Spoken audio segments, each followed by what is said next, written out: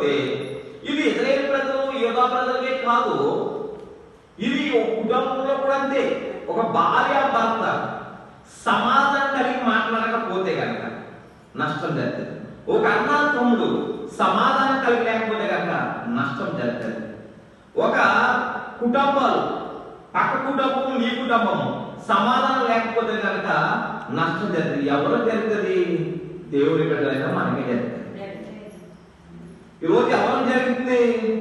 అలాగ విడిపోయిన అలా విడిపోయిన ఆ గోత్రాలు ఈరోజు అక్కడ ఉన్న పరిస్థితిలో ఒకరికొకరు యుద్ధం చేస్తున్నారు. యెరోబోము రెహబాము యుద్ధం చేశారు.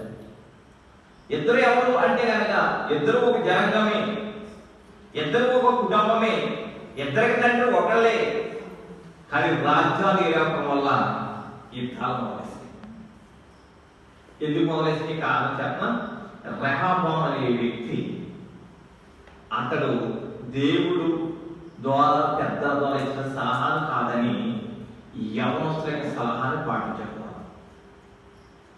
అవగాహన రాక్షం అంటే అవగాహన లేని వారు కొంతమంది సలహా ఇస్తారు.